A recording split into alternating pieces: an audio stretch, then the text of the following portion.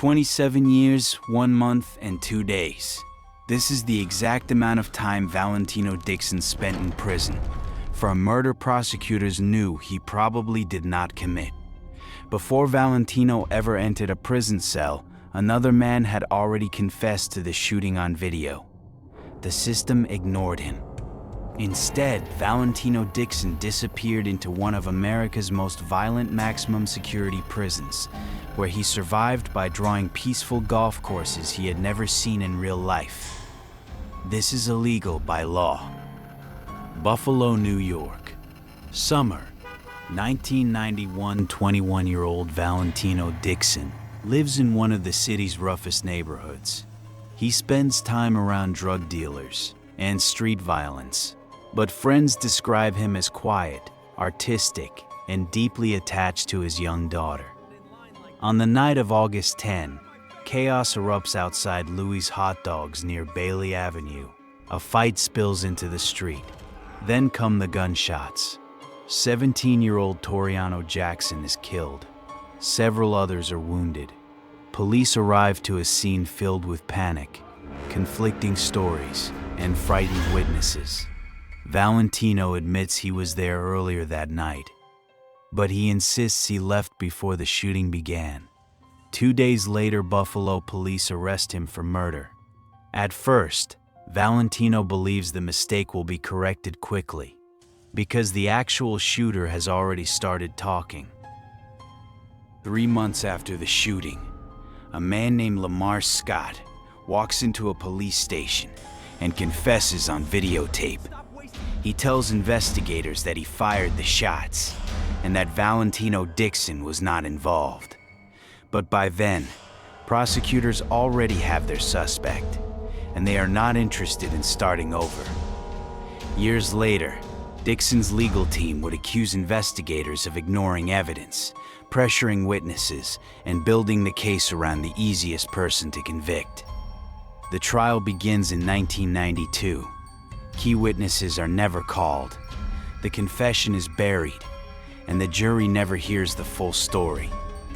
Valentino Dixon is convicted of murder, attempted murder, and assault. The sentence is effectively life in prison.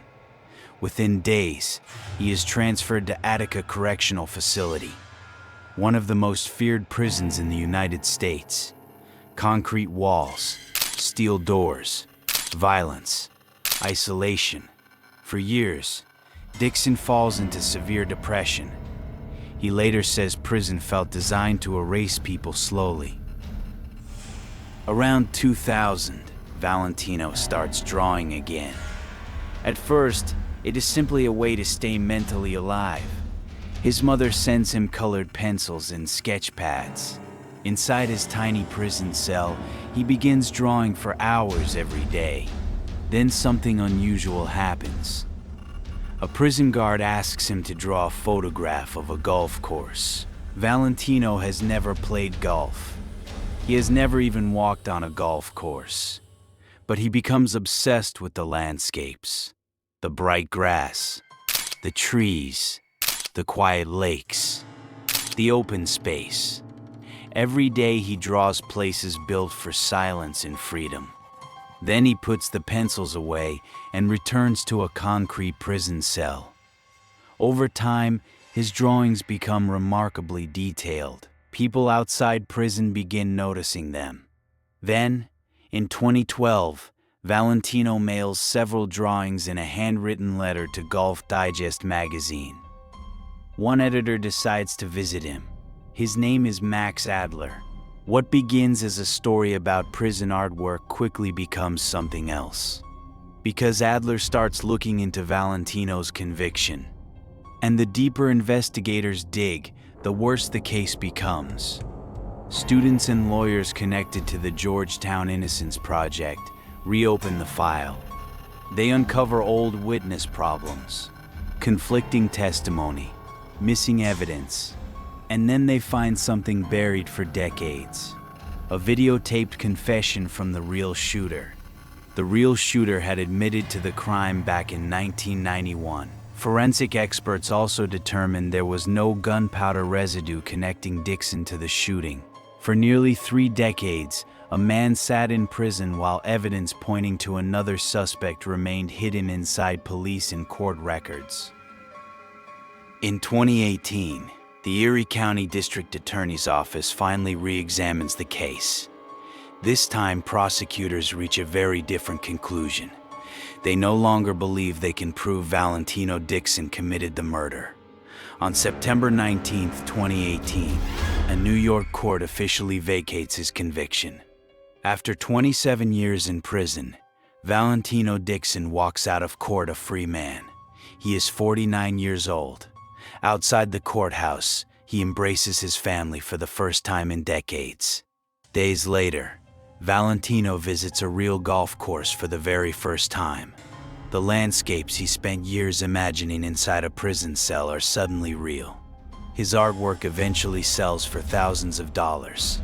Professional golfers contact him. Major media outlets cover his story. And Valentino creates a foundation focused on helping wrongfully convicted people rebuild their lives through art. But none of it changes the missing years. No court can return 27 years. No investigation can rebuild a stolen life. And no official apology can arrive early enough to matter. Before Valentino Dixon entered prison, the state already had a confession from another man.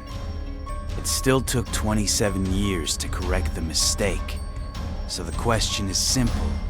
How many more people are sitting in prison cells while the truth stays buried in an evidence box somewhere?